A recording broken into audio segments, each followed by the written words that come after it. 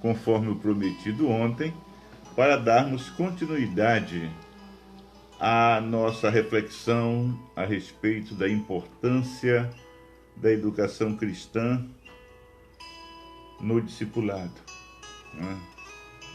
Então, nós vimos ontem que é muito importante que as igrejas do século XXI, elas valorizem mais, né? Deem mais valor, mais atenção à educação cristã, uma vez que toda a estrutura da igreja está calcada no ensino que ela recebe.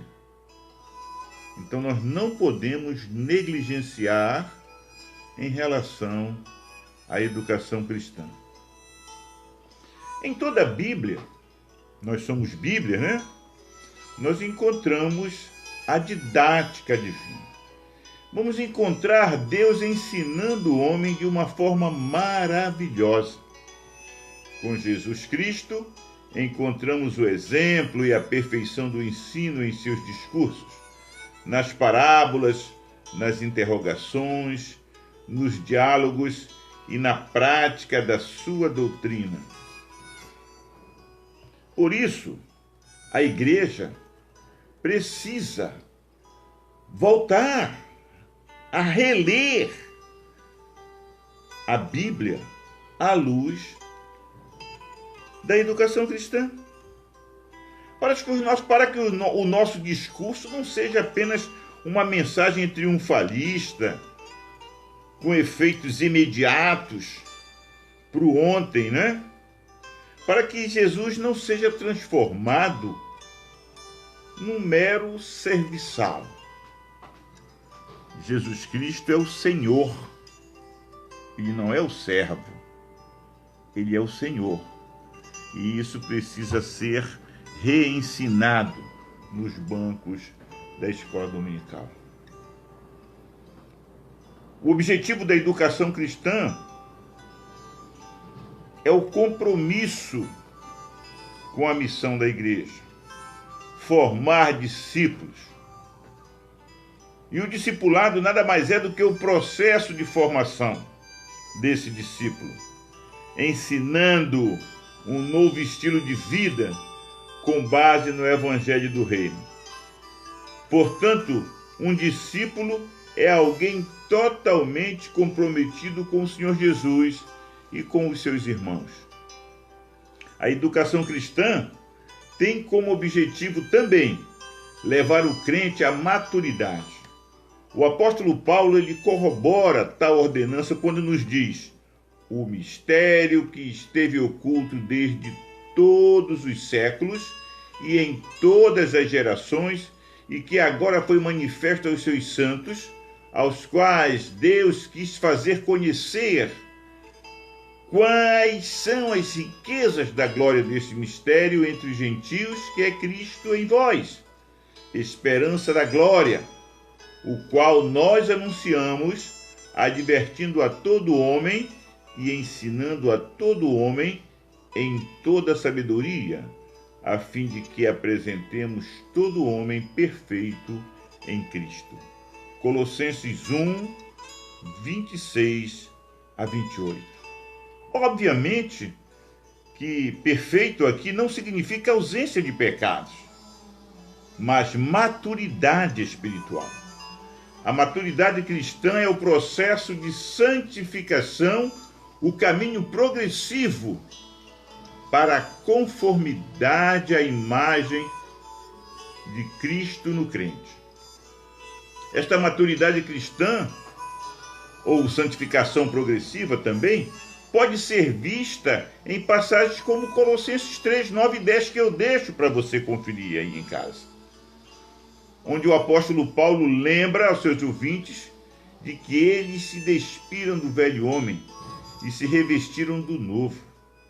Este novo homem é descrito como aquele que se refaz para o pleno conhecimento segundo a imagem daquele que o criou.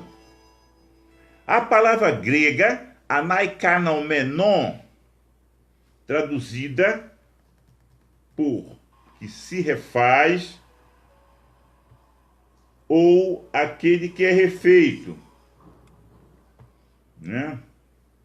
Essa palavra, ela vai produzir justamente um encontro dos objetivos. O objetivo da igreja, o objetivo de Deus, o objetivo do crente. É a partir desse princípio que nós vamos absorver melhor tudo aquilo que a Bíblia tem para nós. Toda a revelação desse mistério descrito, ela começa a ser desvendada a partir do momento em que nós vamos absorver esse ensino. Essa palavra, ela pode ser traduzida também por que se refaz ou que está sendo refeito. É um particípio que se encontra no presente. É uma renovação que perdura por toda a vida do crente. E não vos conformeis com este século, diz o apóstolo Paulo, mas transformai-vos pela renovação da vossa mente, para que experimenteis qual seja a agradável e perfeita vontade de Deus. Romanos 12, 2. A educação cristã é fundamentada nas Escrituras Sagradas. Você sabia disso? Educação cristã. Não poderia ser diferente. Paulo afirma que toda a Escritura é inspirada por Deus. Toda a Escritura, portanto, é o sopro de Deus. É própria vida e palavra de Deus. Isto significa dizer que as Escrituras, por serem divinamente inspiradas, não contêm erros. Esta verdade permanece inabalável em tudo o que ela diz sobre a salvação, valores éticos e da moral, bem como tudo aquilo que acontece na história e no mundo. Calvino dizia que alguém, para chegar a Deus, o Criador, é necessário que tenha a Escritura por guia e mestra. O verdadeiro conhecimento de Deus está na Bíblia. Isto porque a Escritura é a única regra inerrante de fé e prática na vida da igreja. A educação cristã também é sustentada pelo Espírito Santo. Claro, é lógico. Falando da inspiração das Escrituras, o apóstolo Pedro afirma que homens santos falaram ao serem movidos pelo Espírito Santo. 2 Pedro 1, 21. Assim, cremos que as Escrituras são o produto do Espírito Santo, que não apenas nos dá, mas também nos capacita a entendê-las, iluminando as nossas mentes e aplicando a verdade à vida do cristão. A palavra só será crida e obedecida como palavra de Deus quando confirmada pelo testemunho interno operado pelo Espírito Santo. Paulo diz que o homem natural não regenerado não tem condições de compreender a Bíblia. Desta forma, o educador cristão deve insistir que a iluminação do Espírito Santo é necessária na interpretação, na compreensão e aplicação das Escrituras. Não que sejamos capazes de pensar, como diz o apóstolo Paulo, alguma coisa como se viesse de nós mesmos. A nossa capacidade vem de Deus. 2 Coríntios 3, 5. A educação cristã, ela é uma preocupação de Deus desde os primórdios. Tanto no Antigo quanto no Novo Testamento, a gente já percebe Deus trabalhando, incentivando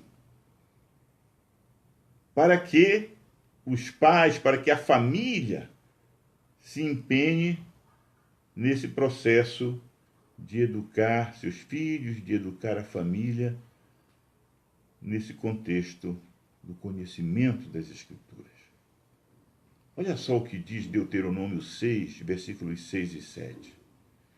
Que todas estas palavras que hoje lhe ordeno estejam em seu coração. Ensine-as com persistência aos seus filhos. Converse sobre elas quando estiver sentado em casa, quando estiver andando pelo caminho, quando deitar e quando levantar. Deuteronômio 6, 6 e 7. Já no Novo Testamento, nós vamos pegar um texto que se encontra no livro de Atos dos Apóstolos. Em todos os dias no templo e nas casas não cessavam de ensinar e de anunciar a Jesus Cristo. Vou repetir essa leitura. E todos os dias no templo e nas casas não cessavam de ensinar e de anunciar a Jesus Cristo. Atos 5, 42. É bem antigo o costume de reuniões para o estudo da palavra, tanto no Antigo quanto no Novo Testamento. A instrução religiosa tinha dois objetivos. Primeiro, a transmissão do conhecimento religioso para as novas gerações. Assim, desde os dias de Moisés, a instrução religiosa era determinada por lei e a responsabilidade era da família. Vários métodos eram usados, como repetição. Ensina a criança, faz ela repetir. Deuteronômio 11, 19. Leitura em público. Começa desde pequena a ensinar a criança a desinibir. Coloca ela para ler em público, na sala, para os outros irmãos. Manda e cria nela esse hábito, né? É interessante isso, e era feito já nos primórdios. Olha, Deuteronômio 31, 9 a 13. Durante o cativeiro, surgiram as sinagogas, provavelmente na Babilônia. Eram casas de ensino, onde os judeus, desde a mais tenra idade, recebiam instrução. Neemias levou as sinagogas para a Judéia. Assim, os judeus não corriam risco de esquecer seu Deus, sua cultura, sua religião. Jesus Cristo, o mestre por excelência, creu, valorizou e usou o ensino, vendo no mesmo a única forma de propagar o evangelho. Olha o que ele diz: ide, ensinai. Ele dedicou grande parte do seu ministério ao ensino.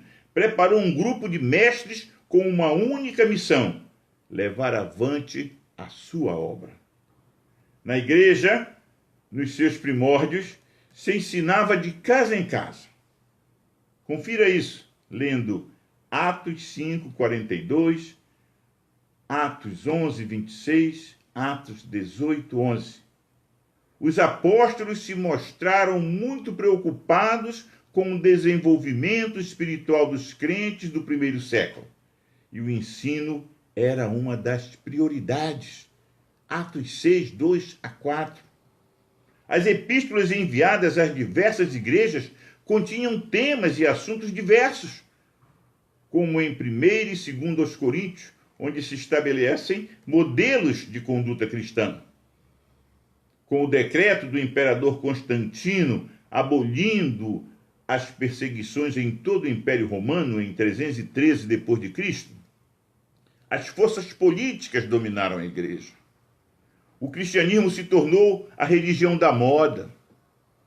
O ensino foi desprezado, permitindo assim o surgimento de heresias e superstições. Somente a reforma protestante mudou este quadro. A Bíblia voltou aos púlpitos e o ensino voltou ao seio da igreja.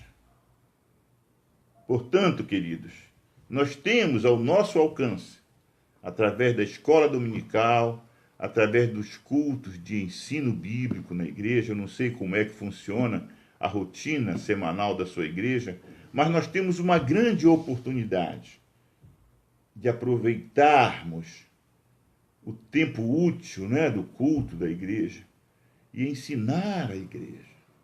ministrar o ensino com seriedade, com a preocupação única, né, de transformar essa sociedade que se reúne na igreja, transformar para melhor, não lavar as suas mentes, não transformá-los em robôs ou autômatos, mas sinalizar para um caminho de libertação, de consciência da justiça de Deus, do amor ao próximo. E dessa forma, nós vamos fazer a diferença nessa sociedade. Eu creio. Você crê? Se você crê, dá um glória a Deus e compartilha comigo esse glória. Aleluia. Que Deus nos abençoe. Na próxima terça-feira, nós vamos dar continuidade a esse estudo. Nós vamos fazer uma abordagem sobre a visão do metodismo e a educação cristã. Como é que eles estão inseridos, né? Como a educação está inserida no bojo do metodismo, não só histórico, como do metodismo contemporâneo. Vamos orar? Feche os teus olhos. Pensa agora só em Deus. Nós vamos estabelecer uma ligação com o Senhor. Eu não sei como é que está a tua mente, o teu coração. Eu não sei se algo passa pela tua mente nesse momento, alguma sombra de preocupação ou de angústia, né? Não sei. De repente está tudo muito bem, então louve a Deus, agradeça a Ele. Aproveite esse momento e vamos estabelecer essa comunhão com Deus e essa comunhão entre nós que estamos transmitindo e recebendo essa palavra. Oremos. Senhor Deus, nós chegamos até a Tua presença, Senhor, e agradecemos pelo alimento que Tu tens nos dado. Te agradecemos por essa oportunidade de compartilharmos, ó Pai, essa maravilhosa graça que Tu tens proporcionado a cada um de nós. A salvação realmente, ela faz a diferença na nossa vida do hoje. Quando nós olhamos para trás e percebemos quem nós éramos, de onde viemos, e a transformação que Tu operaste através do Teu Espírito Santo, através da igreja que congregamos, através do ensino que recebemos, ó Pai, nós Te agradecemos e nós Te louvamos e dizemos, Senhor, eis-nos aqui, queima os nossos lábios, queima os nossos corações e nos envia, Senhor, para ensinar a estas pessoas, para testemunhar essas maravilhas que Tu tens feito nas nossas vidas, ó Pai. Muito obrigado. Abençoa o nosso dia. Abençoa a nossa jornada, meu Deus. Guarda os nossos, ó Pai. Os nossos pais, os nossos filhos. Guarda os nossos parentes, amigos, ó Pai. O cônjuge, meu Deus. Livra-nos de todo o mal. E dá-nos, ó Pai querido, um dia maravilhoso sob a Tua bênção, sob a Tua direção. Oramos em nome de Jesus. Amém. Se você gostou, né? Compartilha. Vai ser muito bom. Deus te abençoe.